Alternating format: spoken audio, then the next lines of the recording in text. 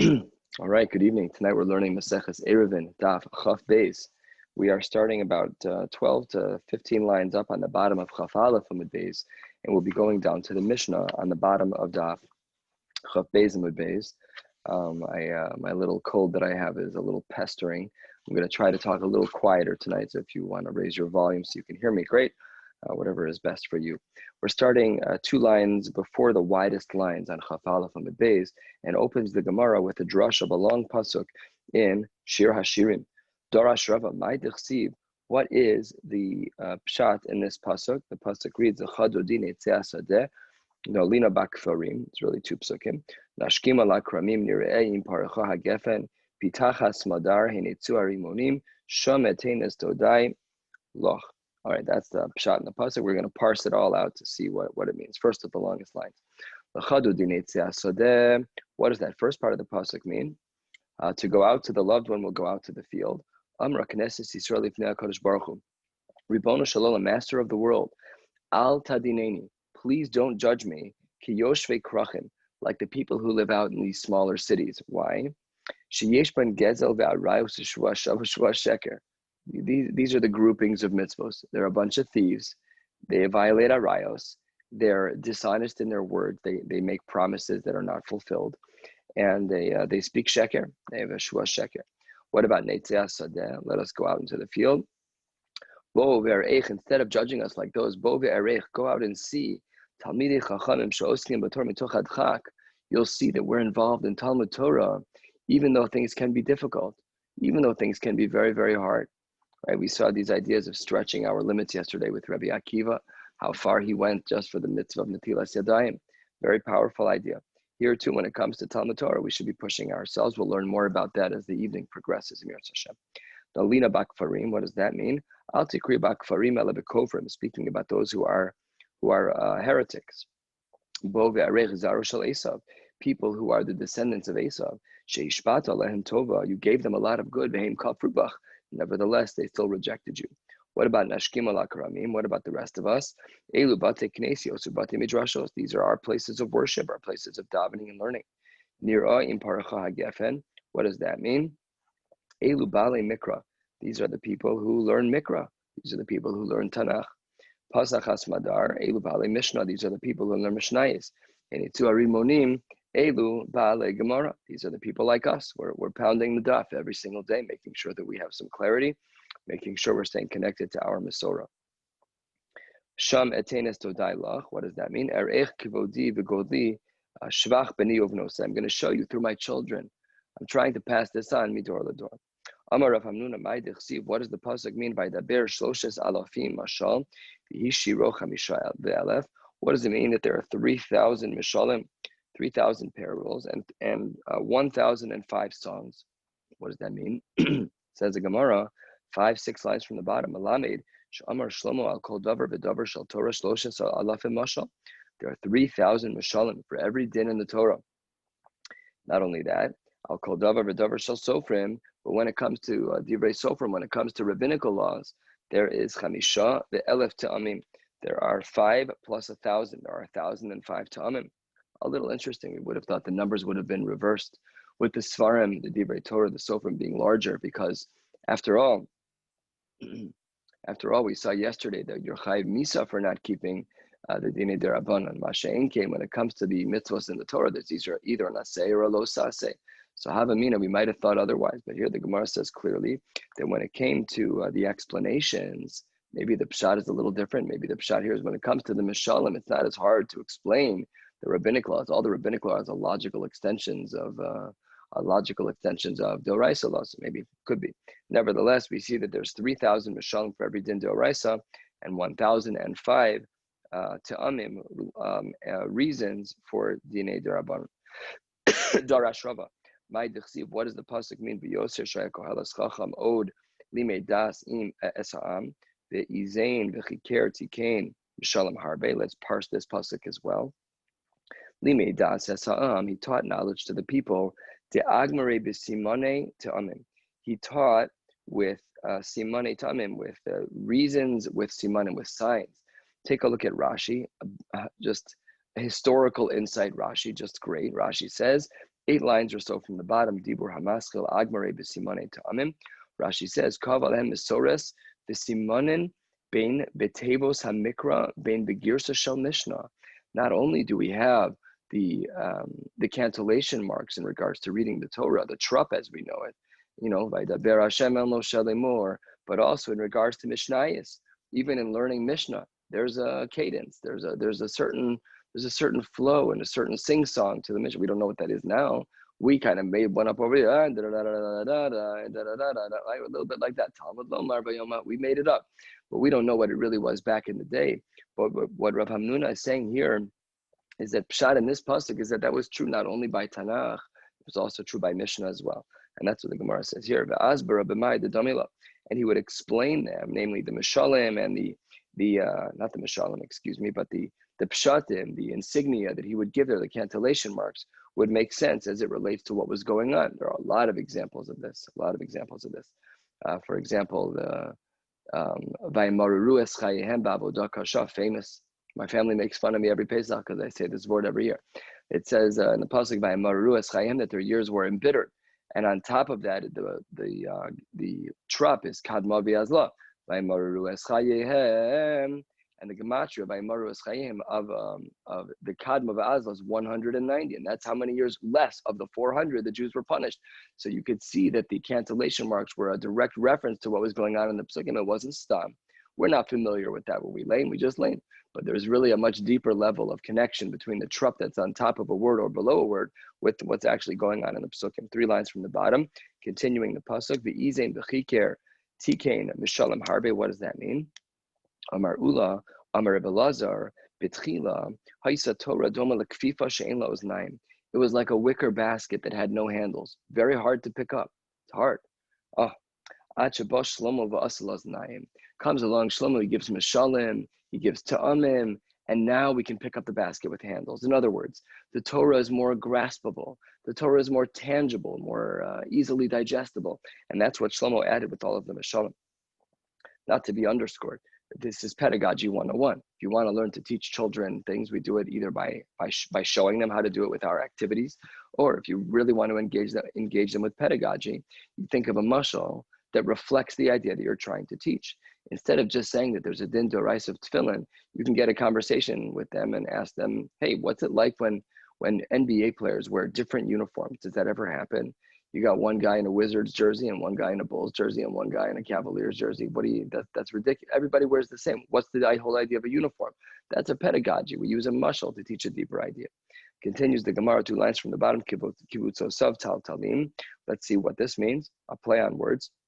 Amar Rav Chiza, Amar Mar Ukva, Melamed sheyesh lidrosh al kol kotes v'kotes tile tilim shel halachos. On every tag, on every little mark on top of the letter, we know that the letters in the Torah, Shan is Get, Shin, Ayin, Tes, Nun, Ayin, Zayin, and Gimel and Sadi, they all have these little crowns on top of these little ksarim. So it says the Gemara, on every coat, on every little thorn, on every projection from the letters, you can learn tile tilim shel halachos. You can learn mounds and mounds of halacha. The Torah is endless in its depth. Continues the Gemara. What about shechoros ka'orev? The pasuk there continues in Shir Hashirim. What does it mean that you're blackened like an orev? B'miyatam otan. Where would you find such a thing? B'mishemashkim. Turning to the top of Chav Beis Mad Aleph. B'mishemashkim umari v'alein lebeis hamedrash. For those who come early and come late to the Beis Medrash, what does this have to do with shechoros ka'orev? Take a look at Rashi with a brilliant explanation. He doesn't need my commentary. It's inherently brilliant. Take a look, top line, Dibur HaMaschil. Shemashkim umarev, shechoros lashon shachris. When we say shechoros, it's a reference to morning, davening by shachris, and ke'orev lashon arvis. So when the pasuk says shechoros ka'orev, it's talking about shachris v'arvis. That's pshat in the pasuk, like the Gemara says on the top line. Shemashkim umarev, you're there early, you're there late to get to the Beis Medrash to learn. We, of course, say this every day. We're mashkim the Beis Hamedrash, Shachris v'Arvis. This based on this Gemara, beautiful idea. But shechoros ka'orev has another pshat as well, 2 more pshatim, as we shall see. The first is Rabbi. Rabbi Amar b'mishamash panav alein ka'orev. When you're learning Torah so much, your face actually is sunken and darkens a little bit because you're almost not even taking care of your own needs. We've learned about this idea before, about being memis atzma l'Torah. The Dorenu Ata, in our generation, it's so difficult for us to understand what that means. I've quoted this before, but a beautiful idea in the Shulchan Aruch Harab, the Baal HaTanya, who wrote a commentary in the Shulchan Aruch, who writes that, okay, all right, people have to work, but l'chol hapachos, at least you should be learning at least half the day, at least. We're not used to that, and the hasmada on top of that is its own level, and that's something that on our own level, wherever we are, we have to be focused on to try and deepen our quality and quantity of learning. Rava, second line, not Rabba, but Rava. Rava Amar, b'mishemesim atzmo achzari al bana ve'al bnei beso ki'oreb. One should have a certain, the word achzari means cruel, but it means a certain level of strictness with their family. We have in other places that a person should not have ema yusera b'veisecha, but you shouldn't have a lot of fear in your house, but there should be a certain rigidity in your home to make sure that there's a prioritization of Torah. Ki hada Rav Ada bar Masna have a cause that lebei Rav. Rav Ada bar Masna was leaving for yeshiva, and he had a lot of talmidim. Amra le debisum. His wife said to him, "Yunuke didach, those who are yonik from you, your talmidim, my avid lahu, what are you going to feed them?" Amar Allah, don't worry about the kids. Mishlimu karme ba'agma, you're going to drain the whole swamp of all the vegetables. They're going to be okay. They'll eat pas v'melach tochal ba'al ha'aretz tishan, don't worry. What does the pasuk mean that says mishalim l'sona vel ponav laha'avido? A very terrifying idea, actually. What does this pasuk mean? That we are mishalim l'sona, you pay your enemies el ponav laha'avido, to his face, seemingly referencing a Kadosh Baruch Hu laha'avido, to lose them out. What does that mean? Amar Rabbi Yoshua ben Levi, ilmale mikra kasav yefshar la'omro. Without a pasuk stating what we're about to read, there's no way we would have said this on our own. Kaviyachol, what is it like? It's as if you have something on your face that you wish, well, you got a spider on your face. You just want to get it off your face. So the Maharsha, based on Rashi here, explains that this is like the schar that a Kadosh Baruch Hu has to give to a Rasha. A Rasha has probably done some mitzvahs. We've learned a number of times. Rabbi Robinson also quoted this on Shabbos from another location in Shas from the end of Maseches Sukkah. The idea that every yid is like a rimon. That afilu rekanin shabach, even the people around you who are not tzaddikim, they're the empty ones, or the rishoyim afal pikin, they're still mali mitzvos kirimon. They still have a lot of mitzvos in them. So the idea that the Gemara is saying here is that HaKadosh Baruch Hu is like kaviyachol. It's like frustrated, like, come on, I've given you everything. I know you did mitzvahs. I'm going to pay you back. Hashem's going to give you everything you deserve. But Nebuch, you wasted so much time. You did so many averas. I'm still going to pay you back. But like, it's like mashlich. It's like, get it off my face already. I just want to pay you and get it over. That's the Maharsha here. Lo ya'acher l'sonab. What does that mean? You're not gonna delay that for your enemies. Says the Gemara, Amar of Ela, l'sonab hu lo delo ya'acher, ava ya'acher letzadikim gemurim. I will pay up my enemies now, but I'll delay in the righteous people for later. What does that mean? Says the Gemara, behind the Amar of Yoshua ben Levi, my dechsiv. What does the pasuk mean? Asher anochim etzavecha hayom la'asosam. Says the Gemara, famous drasha, hayom la'asosam. Below lemachar la'asosam, you should do your activities now, but not later. Once we're a mace, once we're niftar, we won't have the ability to do any actions anymore. You got to do them today. We can't wait until tomorrow. But not only that, hayom la'asosam, another diuk from the fact that the pasuk says hayom la'asosam, that today you should do the work, is that lemachar lekabel scharam, is that you're not going to get your reward until the end of days. So Rabbi Robinson on Shabbos said in his drasha that his Rebbitzin and his daughter had this pshat that what about the fact that, you're supposed to be no saying schar, you're supposed to pay people day of? And his wife said, Rebbitzin Robinson said that, no, you finish your payments after 120 years of hard work. The Ben Yehoyada here writes exactly like that pshat. He writes that the whole idea is that we don't need to get paid today. The schar for me, the schar for you, for regular people, for people who are, doing our part. Our schar is not today. We don't want schar in this world. We want it in the next world. That's the famous mission of Pirkei Avos, the Yafeh Sha'acha Shel Koros Ruach B'Olam Hazeh Mikol Chayil Haba. The other way, Yafeh Sha'acha Shel Koros Ruach B'Olam Haba Mikol Chayil Hazeh. Even a taste, even a mamish, a koras ruach, a whiff of the next world is more powerful than all the hana of this world. So of course we want to wait to get that schar. That's the Gemara here. 1/3 of the way down. Chaf Beis Amud Aleph. Let's continue. Amar of Chagai. Yitem Reb Shmuel Bar Nachmeni. Mai Dechsiv Erech Hapayim. What's pshat in the pasuk Erech Hapayim? Erech Af. Says the Gemara. Erech Af mi boile. What do you mean? You're patient with anger twice over. Af is always a reference. What does that mean? Erech Af mi boile. Says the Gemara. No. Ela Erech Hapayim. La tzadikim and erech hapayim la rishoyim. Kadosh Baruch Hu is, of course, still patient with us, either as a tzaddik or as a rasha. Kadosh Baruch Hu still has a lot of patience for us to do tshuva and to make sure that we do good.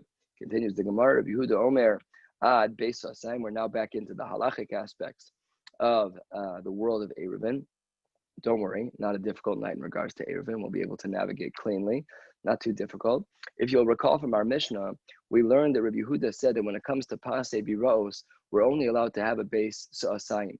Now, a base Sa'asayim is the size of the Chatzar of the Mishkan, which was 100 by 50 amos. It's 5,000 square amos. That's the size that we're talking about. That's pretty big. 50 amos, it's about 75 feet. 100 amos, it's about 150 feet. That's pretty big.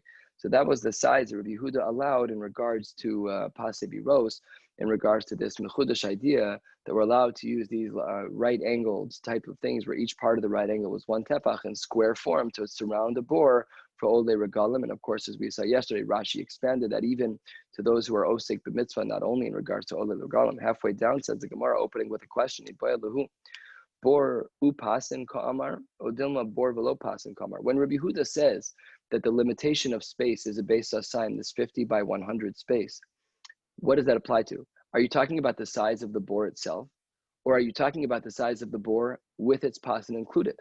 Big difference, right? We don't know exactly which one it is.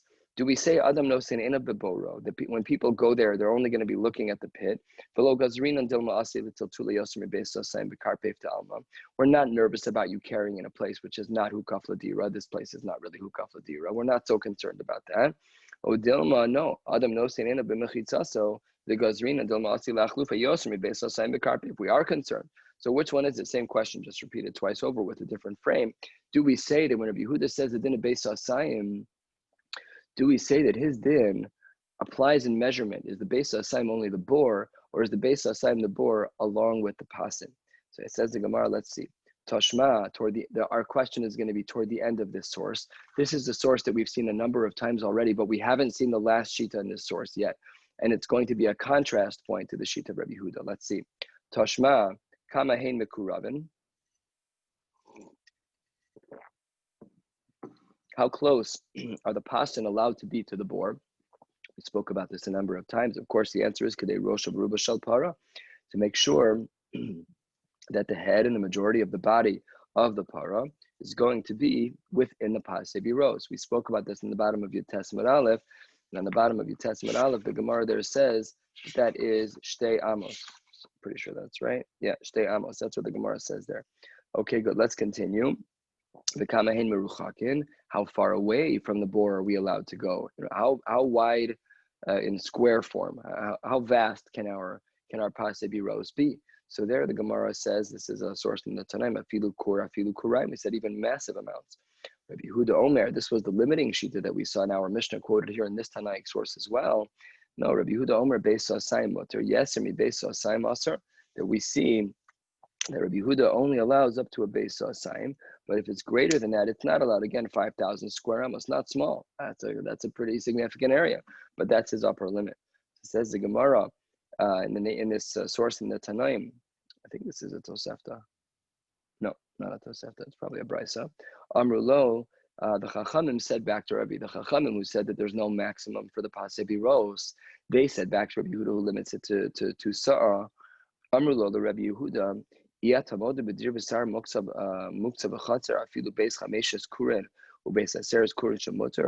wouldn't you agree in these areas where animals are kept? There are 4 different spaces where animals are kept. Wouldn't you agree in those places which are very specific and are hukaf ladira? They're meant for living categories. Wouldn't you agree there that your limitation of beis asayim doesn't apply?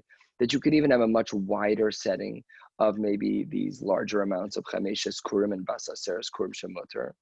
Amar Lahem, Rabbi Yehuda says back to him, it's apples and oranges. You're not talking about the same thing.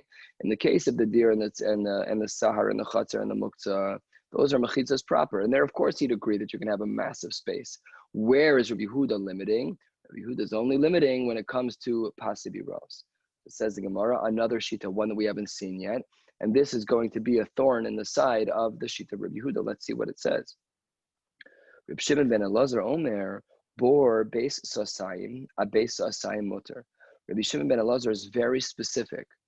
Where does he say that the rules of beis sasayim apply? Only to the bore, only to the pit, excluding the pasin. So now let's see what this means. V'lo amru laharchik elakadei rosh v'ruba shel para. That's the end of his shita. But what do we see from him? We see that from Reb Shimon ben Elazar, Hamidika Amar Reb Shimon ben Elazar bor velo pasin. The fact that when Reb Shimon ben Elazar said his limiting shita, which was similar to Rabbi Yehuda in that it's a Beis Asayim shear, it's that 5,000 square amma shear. Great, so similar, but there must have been a difference by virtue of the fact that Reb Shimon ben Elazar was talking about the bore in the frame of the bore itself, excluding the pasin. So then says the Gemara Michlal, what is implied from that? That the previous shita listed in this source in the Tanaim was Rabbi Yehuda, Michlal Rabbi Yehuda bor vi pasin ka'amar. So maybe we could infer from here an answer to our question. We asked, when does Rabbi Yehuda say his din of Beis Asayim? Does it factor in the bor and the pasin, or just the bor? So we see from here that because Rav Shimon ben Elazar holds a Beis Asayim and it's only the bor, seemingly Rabbi Yehuda would be of the opinion that it's also including the pasei biros. Very good argument from the Gemara. Answers the Gemara Velohi, no lav dafka. It could be that Rabbi Yehuda bor below pasin kamar. It could be that Rabbi Yehuda is also saying that his shita is bor below pasin. But then the obvious question arises. If you have two shitas in a row, Rabbi Yehuda followed by Reb Shimon ben Elazar, and both of them say that the limiting factor by pasei biros is Beis Asayim, that it's going to be this 5,000 square amos, and both of them say that it's only a reference to the bor itself and not the pasin, then Ihachi, says the Gemara, Hainu to Reb Shimon ben Elazar. If you're going to say that the diuk that we just made, that if Reb Shimon ben Elazar is only talking about the pasin, it must be that Rabbi Yehuda is talking about the pasin and the bor. If you're not saying that that's right, and you're saying that they both say the same thing, why have two different shitas that are the same in the same source in the Tanaim? We don't waste real estate when it comes to the Mishnais and the Tanaim. Well, come on, I got to have some more integrity with the idea there. Says the Gemara, no, it is the right answer. Ika beinaihu arich v'katin. It depends if you have something that's rectangular. If you look up just 2 lines or 3 lines at the Shita, maybe 5 lines actually, at Reb Shimon ben Elazar, he has a very key line there. He says it's Beis Asayim uveis Asayim. It's square. Take a look at Rashi. Rashi picks up on this very clearly, obviously. Rashi, Dibur Hamaskil, Arech V'Katin, 2/3 of the way down. Rashi says, Kuf al Nun, it's 100 by 50. Davu Sasayim Kichatzer Mishkan, the shir that I shared with you already. The Rabbi Huda, Afal Pisha Eno Meruba, even though it's not square, so what? Mutter, that's still considered categorically pasei biros up to Beis Asayim. Ubilvad shelo yehei bein arko v'rachbo yoser mi Beis Asayim. Okay, there's a width issue, fine, a ratio issue, but it can be rectangular or square. However, it can be even circular according to Rabbi Yehuda. However, Ula Reb Shimon, according to Reb Shimon, it cannot be circular. Ra'inan meruba. Amar behedyo. What was his language? Beis Asayim al Beis Asayim. Shivim amma v'shirayim al shivim amma v'shirayim. If you make a perfect square, and the area inside of it is 5,000 square amos, so what's the square root of 5,000? It's 70 and a little bit. So that's what the Gemara is saying here exactly as well. That the difference between the shita of Rabbi Yehuda and the shita of the Chachamim in Reb Shimon ben Elazar is whether or not we allow circles. According to Rabbi Yehuda, we allow circles. According to Reb Shimon ben Elazar, we do not. And therefore, because we are able to say the case of this Tosefta, of this Brisa, is a case where both Reb Shimon ben Elazar and Rabbi Yehuda agree to the parameters, that it's Beis Asayim, and it's also both in a case where we're only referring to the bor, so therefore we can't make a proper diuk here from this source to learn an answer to the question we started with, which was whether or not Rabbi Yehuda was of the opinion that Beis Asayim applies both to the bor and the pasei biros, or only to the bor. Let's try again. Says the Gemara, before we try again, says the Gemara, Klal Amar Reb Shimon ben Elazar, last of the short lines in the Gemara, Kol Avir Shetashmisho Ladira, if you have any open space, but it's a space that you use Ladira, so then even Reb Shimon ben Elazar, who held that the limiting space would be Beis Asayim, this 5,000 square amos, he wouldn't apply it here. Says the Gemara, these are open spaces, but you're treating them in a way which is hukaf ladira, which is a place where people actually live, even though there's avir, even though it's some open space. Says the Gemara, there we don't place my limitation, says Rav Shimon ben Elazar, Beis Asayim, afilu beis chameshes kurim, beis aseres kurim, it could be huge, mutter, no problem at all. But the reverse is also going to be employed. Let's say you have an enclosed space, but it's only meant to service the outside space. Let's say it's a hut that is only meant for shepherds to stand under to get out of the sun so that they can service their animals. In that case, says the Gemara, Kegon Borgen and Shebesados, we spoke about this yesterday, the little shacks that are used in order to extend the Tchum Shabbos, like we spent time on yesterday. So in those cases, Beis Osai Mutter, Yetzmi Beis Osai Maser. There, because it's not Hukaf Ladira, just like the Pasebi Rose, therefore, Leshitasam, Rabbi Yehuda would probably agree with this as well, but it's said in the name of Shimon ben Elazar, so they would then be of the opinion that we only allow Beis Osayim and we do not allow any larger Shirim. Baruch Hashem to the next Mishnah, 12 lines from the bottom. The Mishnah opens with a concept as follows. Let's say we have some type of space. It has a Reshus HaYachid-esque nature to it. What would happen if a person would then have the Rabbim trample through it? Would we then say that the Rabbim are trampling through it? Would we then say that it ruins the status of that Reshus or not? That's the machlokes here in the Tanaim. Rabbi Yehuda Omer, Im Hoya Derech Reshus HaRabbim Mefasaktan. If you have a Reshus HaRabbim breaking into a Reshus HaYachid, then Yisal Kenel Tzdadim, then you should really move that road or whatever, move the Reshus over to another side if you can, in order to ensure that they don't ruin the Reshus HaYachid. Namely, the Tanakam, that Rabbi Yehuda is of the opinion that Bake Bar Rabbim, that if you have a lot of people who are walking through a Reshus, it ruins the status of that Reshus. Masha'en Kein v'chachamim omrim, eino tzarech, they say no.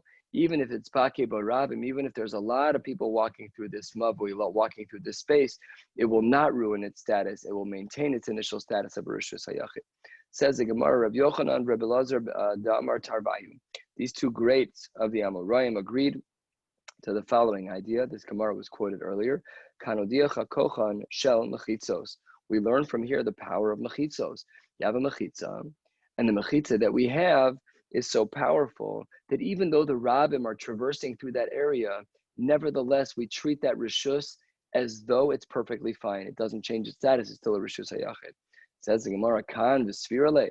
When you say Kan is like in quotations with 3 dots afterwards. Kan means that idea that walls are so powerful.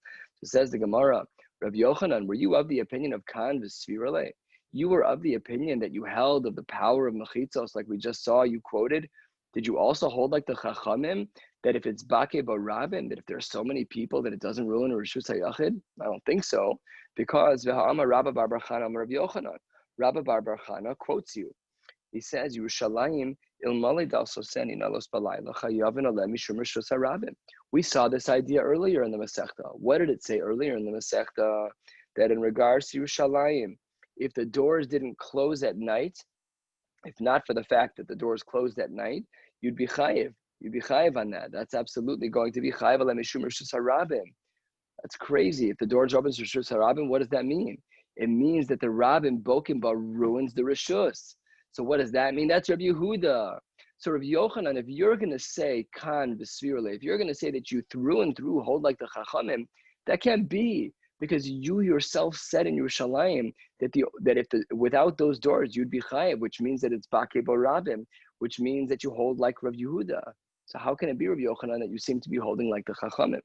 Says the Gemara, Ella, it must be Kan v'lo svirle. You're right. He doesn't hold like like the Chachamim through and through. He agrees to the principle that Mechitzos are very powerful, but not to the extent to which the Chachamim hold of it, such that if there are Bake Bar Rabbim, if there are a lot of people who are traversing that Reshus HaYachid space, that they would not ruin it. He doesn't agree to that. He holds like Rabbi Yehuda instead. A connected sugya. But Rabbi Yehuda ad Rabbi Yehuda, our Mishnah has a conflict between itself, the source of our Mishnah, and another source that we're about to learn. And that Mishnah will create a conflict between two Shitas and Rabbi Yehuda, the Rabbi Derabanan ad Rabbanan, and as well it will create a machlokas between the Chachamim and the Chachamim. How so? The Tanya, 6 lines from the bottom, 7 lines from the bottom, says the Brisa. Yeser al Kain Am Rabbi Yehuda. What did Rabbi Yehuda teach us? You have 2 houses across a Reshus HaRabbim, a case we've also seen a number of times in this Masechta. Oselo lechi mikan v'lechi mikan, or kori mikan v'kori mikan, v'nosei v'nosin be'emtza. What's the din? Put up a lechi, put up a koreh, 2 houses opposite one another, nothing else going on. You're allowed to carry between them. Says the Gemara, Amru lo, the Chachamim said back to Rabbi Yehuda, Ein ma'arvin reshus harabim bekach. Doesn't work. So think about this. Kasha de Rabbi Yehuda ad Rabbi Yehuda. Kasha de Rabbanan ad Rabbanan. Why is it Kasha de Rabbi Yehuda ad Rabbi Yehuda? Because we saw in our Mishnah said that if it's Bake Barabim, if a lot of people from the public are walking through your Rishus HaYachid, it ruins it. Yet here, according to Rabbi Yehuda, you have two houses on each side of the Rishus HaRabim. You use a Lechi or Korah and you're allowed to carry Be'emtza. What about the Rabim walking through? We see from this new source that Rabbi Yehuda seemingly was not of the opinion that Bake Barabim would ruin anything, because he says no saving no sin Be'emtza. And the case is clear as day that it's two houses opposite one another, and nevertheless it's Bake Barabim, and nevertheless he says you can carry, and it remains its status of Rishus HaYachid. That doesn't stem with our Mishnah. And as well, it's Kasha de Rabbanan ad Rabbanan because of the exact opposite reasons. Because in our Mishnah, the Chachamim seem to say that there's no problem with the Rabbim walking in and the Yachid. And over here, in this case, with the two houses opposite one another, the Chachamim were of the opinion where, what did they say? They said, Lo, ein ma'arvin bekach. This is not the way to do it. Ein ma'arvin rishus harabim bekach. The rishus harabim are going to walk through, implied in the Gemara, and they're going to ruin everything. So it says the Gemara, no, 3 lines from the bottom. The Rabbi Yehuda lo kasha. In regards to Rabbi Yehuda, who in our Mishnah seems to say the Rabbim ruins the Rishus HaYachid. Masha Enken in the Brisa, where it seems to say the opposite, that they don't, no kasha. Hasam, in this new case we just learned, the ikashtei mechitzos ma'al yasa. We have 2 fantastic mechitzos, the front of my house and the front of your house. We're across the street from each other. That's perfect. Those are 2 fantastic walls. But hacha by pase biros, no. By pase biros, what do we say? Leika shtei mechitzos ma'al yasa. There's nothing fantastic going on here, and therefore we don't have a problem with the 2 cases because it's not a level playing field. Our Mishnah is talking about pasebi rows, which are mechudash dika walls, and the case of the 2 houses that are opposite one another, at least those have 2 givaldic walls. The pasebi rows are not givaldic walls, so therefore Rabbi Yehuda gets out of the mess. The Rabbanan ad Rabbanan nami lo kasha. How do they get out of it? Hacha, in our case of pasebi rows, ika sham arba mechitzos l'chol hapachos. In our Mishnah, we at least have 4 walls. Okay, they're not steel walls, but it's at least 4 of them. The 4 pasebi rows, they talk us around the bore. Mashen kein hasam. In the case of the 2 walls that are opposite one another, leika sham daled mechitzos. We only have 2. We only have 2 real walls. The others are lechi b'korah, not ideal walls.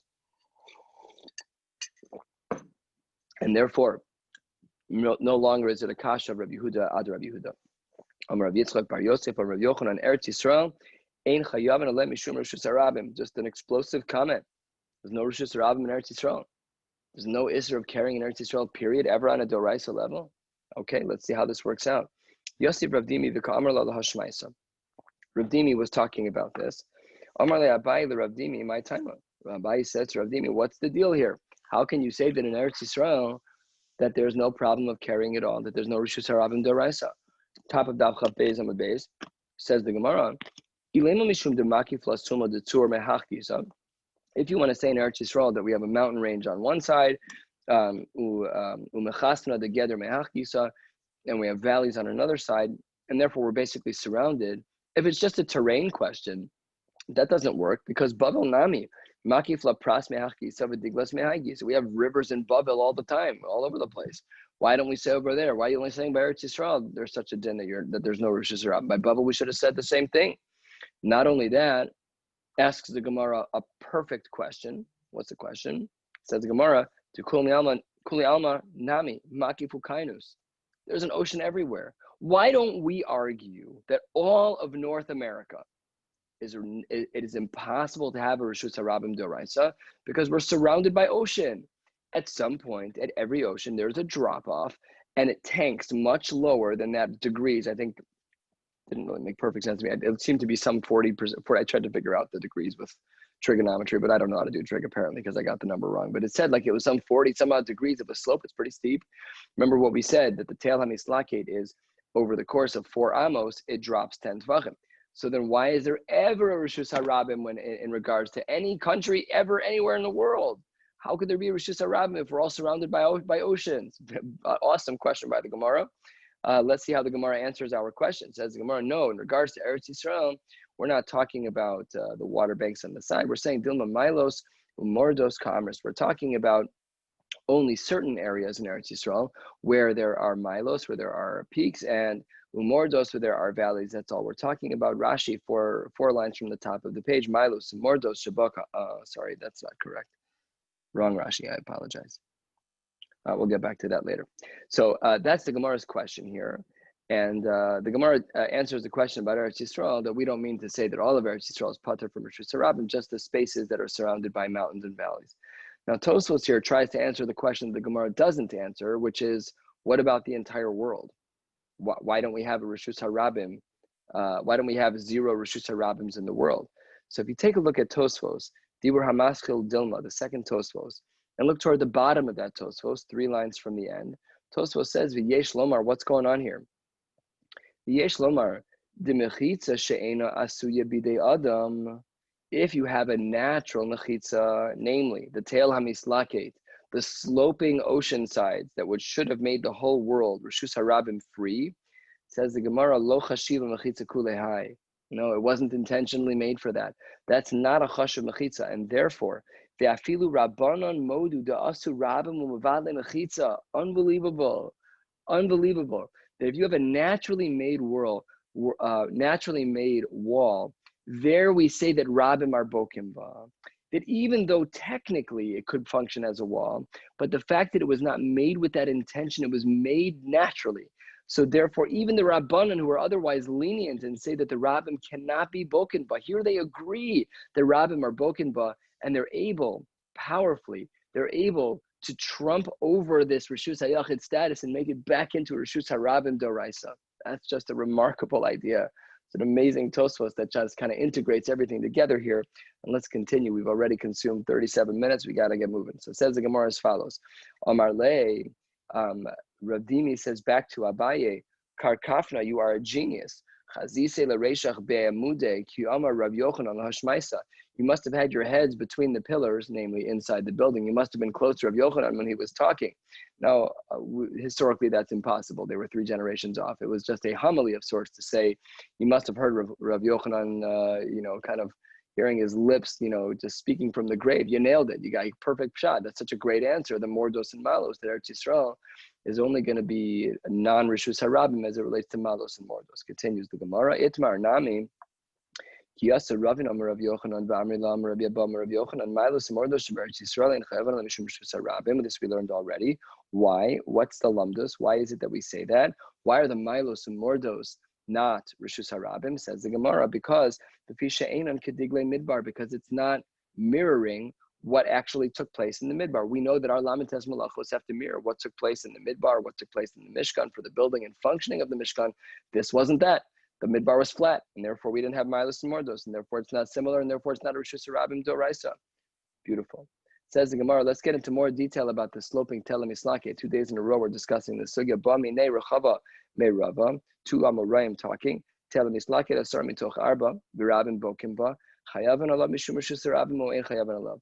Now we've spoken about the ideas of Rabbi Yehuda and the Chachamim in regards to how we hold about whether or not we say that Rishus Harabim Bokim, but whether or not that ruins the status of a Rishus HaYachid and makes it a Rishus Harabim. How does it apply to Tel Mislake, to an incline or to a decline? How do we look at it? Says the Gemara, Aliba de Rabbanan lo tibaylach. According to the lenient sheet in our mission of the Rabbanan, this is not a Shiloh. Why not? Because by the Pasebi Rose, where it's super easy to walk through, and under those circumstances, we would not say at all that it's problematic. We don't ruin the Pasebi Rose, say the Chachamim, because of that. So then here, in regards to the inclines of the Tel Mislaket or the decline of the Tel Mislaket, of this slope, of course the Rabbanan are going to agree. So the question is obviously not applicable to the sheet of the Rabbanan, but rather because Rabbi Huda was a machmir in our Mishnah to say that Rabbi Bokimba does ruin a Rishus HaYachid. So how does he apply that to Tel Mislake? What would he say? Says the Gemara, maybe we would say that the slope is a little bit easier. Would he make the distinction? We would say in the name of Rabbi Yehuda that he would agree that you're still chayev if it's bokim barabim in regards to a Tel Mislake. We would say that they do taka ruin the Rishus HaYachid, and it would be problematic if you were to carry from Rishus Hayachid to the Telemislaki. Hold on one second. What if the only way to get up that slope, it's so steep, the only way to get up there is by holding a rope? Remember when we were kids, we were on the bunny slopes. They have an electronic rope that pulls you up, the one that tears apart your gloves. So what if the only way to climb that hill is by pulling on a rope? Is that incline so steep that even Rabbi Yehuda would be masking the bayatelim mislaked? We don't say bokim barabim. Says Gemara Amar Le'in. Sorry, buddy, that's still going to be chayev. Okay, let's take it further. V'afilu b'mailos beis maron. What about these incredibly high steps, beis maron? Even there, even higher incline. Amar Le'in. No matter what, it's going to be that way. The Rabbi Yehuda would be of the opinion that in all of these cases, we would say that you are chayev going from Rishus Harabim to the Telemislakit. Says the Gemara halfway down, Asive, hold on one second, something doesn't sound right. We have Brisas that don't agree with you, Rabbi Yehuda. What do they say? Chatzar sheharabim nichnasin la bezu v'nichnasin bezu. You have a chatzar, it's a courtyard, and the masses just walk right through your yard. You're that house that you seem to let everybody through. They destroy your grass, they walk right through your backyard every single day. So the halacha is it's a Rishus Harabim Latuma as it relates to a suffix of Rishus Harabim. We treat it a suffix Tuma, we treat it as Rishus Harabim, which is a side din, not for now.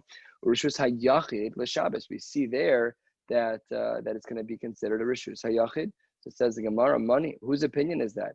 Ilema Rabbanon. If you're going to say that it's the opinion of the Rabbanon, Hashta, that can't be Hashta. Uma Hasam over there. The Nicha Tashmishte Amre Rabbanon Lo Asarabim Val Mechitzta. A chatzar, Rashi points out, it's difficult to walk through a chatzar. There's smaller openings. It's annoying. So if by Pasebi Rose, where it's much more wide open, Machlokas or Meir of Yehuda, is it 10 amos or is it up to 13 and a third? It's much wider than your regular door. So if there by the Pasebi Rose, they're going to say it's mutter, that there's no problem of Rabin Bokimba. So then Pashut, it's going to be, it's not going to be a problem by a chatzar. It can't be talking about them. Elalah, Rabbi Yehuda, you must be talking about Rabbi Yehuda, in which case we have a question on Rabbi Yehuda. Because if it's Rabin Bokimba, and we see that it's not yet going to be Mevatel, it's still going to be a Rishus HaYachid, so then that's a problem. That doesn't fit. Answers the Gemara, Lo Olam Rabbanon, really it is talking about the sheet of the Rabbanon, or Rishus HaRabim Latuma, Itzrichalei. It was just teaching us a side din about Rishus Harabim. That was the Chiddush case, was the Rishus Harabim Mitzrachali, but really this price is according to the Rabbanan. Let's try again. First of the longest lines, almost done for the evening. I have to get to the Mishnah. Toshma, Mavuos Mefulashos. If you have a mavui that's open from front to back, you can walk all the way through. Boros, Besichin, B'ma'aros, and it has pits in it and caves in it and holes. What do we say? Same language. Rishus Hayachid, the Shabbos, Rishus Harabim Latuma. We treat it like a Rishus Hayachid on Shabbos. Says the Gemara. What does it mean? That if they're in, what's in what? Is the pit is the mavui inside the pit? Says the Gemara, no, Ella liboros, Rishus Hayachid, the Shabbos, Rishus Harabim Latuma, that really we're just talking about a mavui that has pits in it. Says the Gemara, money, who does this go like? Ilema Rabbanon. If you want to say that this price is according to the Rabbanon, that doesn't make sense. Because Hashto Matam Denicha Tashmishte, Uma Hasam, excuse me. Uma Hasam over there, Denicha Tashmishte, by the Pasebi Rose, where it's easy to walk through. So Amre, they say Lo Asarabim Uvatle Lo. Hacha de Lo Nicha Tashmishte. Here in this case, it's very difficult to walk by. There's pits all over the place in the mud. It's hard to walk through. So you think the Chachamim there are going to say that it's a problem? No. Lo kol shekain, of course they're going to say that it's not problematic. Elalav, it must be that this price is like Rabbi Yehuda, and we're back to our initial question. How can Rabbi Yehuda holds what he holds? We have a price against him. Answers the Gemara, Lo Olam Rabbanon. Really, this price also goes according to the Rabbanon. And the same answer, Rishus Harabim Latuma Yitzrachalei, only to teach us a side din, the Chiddush case, the Chiddush case of the Rishus Harabim Latuma. Excuse me, please. Says the Gemara, third try, Toshma, Shvile Beis Gilgal, the paths of Beis Gilgal. Take a look at Rashi, Shvile Beis Gilgal, 8 lines from the bottom, Dibra Maskal, Shvile Beis Gilgal, Malagvo is Kufay Beretz Yisrael. It's a very steep incline, the Chayotze Ben back in the Gemara. There are two Rishus Hayachid, the Shabbos, Rishus Harabim Latuma. Beis Shvile Beis Gilgal. What is the parameter for Beis Gilgal? Says the Gemara, Amre de Rav Yanai kol she'ein ha'eved yachol litol sa shel chitin v'yarot sifnei sardiot. If it's so difficult of an incline that you can't run from an officer to get up there and kind of wriggle your way up the path, if it's that steep, all right, that's what we're talking about here. Money, who is this opinion like? The same argument as before, Yilima Rabbanon. You can't say that it's the sheet of the Rabbanon. Uma hashta, uma hasam, just like by Pasebi Rose. The Nicha Tashmishta, Amri Rabbana lo ase Rabbi muvad l'machitza. There they say that there's no way that we would consider this a bittul of machitza, remains a reshus hayachid. So then hacha over here in the Shvile Beis Gilgal, which is an annoying trail to walk, the lo nicha tashmish, that's not easy to walk, lo kol shekain elalav Rabbi Yehuda. Must be that we're talking about Rabbi Yehuda. Back to our question. Here we see that there's not a bittul of mechitzos, but Rabbi Yehuda held that there was a bittul of mechitzos. How does the Gemara answer the question? Amar le, how would Rabbi Yehuda answer? Shvile Beis Gilgal Kamers, what are you talking about? You missed the whole story. Says Gemara, Yehoshua, Ohev Yisrael Haya. Yehoshua, Talmud of Moshe, the leader of Klal Yisrael after Moshe's death. He was a lover of the Jewish people. Omad v'tikein lahem drachim v'sratya. And he made special paths for them. Take a look at a key Rashi here to understand this Gemara. The last Rashi on our Gemara, 6, 7, 8 lines from the bottom. Yehoshua, Ohev Yisrael Haya. Uvemalo Sumordos to Eretz Yisrael. In regards to these pathways, Modina lachta ein chayav alein. Even Rabbi Yehuda would agree in these cases that these cases are not chayav. Everyone agrees that Rabbi Yehuda and the Chachamim. There's no machlokas here at all. Our Mishnah, a huge tight on our Mishnah. Our Mishnah, the machlokas are reading the Chachamim, is not talking about Eretz Yisrael at all. It's only talking about outside of Eretz Yisrael. And what it was talking about here with Yehoshua is Yehoshua made these pathways. We see from Rabbi Yehoshua, he was the one who was mesakein them bichlal, and therefore kol heicha denicha tashmishte, when it's a convenient place to walk, misar l'rabim. Then Yehoshua said, this belongs to the rabbim, and kol heicha delo nicha tashmishte misar l'yachid. And when it was a more difficult place to walk, then it was deemed a reshus hayachid. Rabbi Yehuda maintains his shita, and so does the Rabbanan. Amir Hashem, tomorrow night we'll pick up with Daf Chav Gimel, a little bit of a shorter blot. Sorry for the slightly lengthier blot, just a little material to get through. Wishing you all a beautiful night. Thank you so much.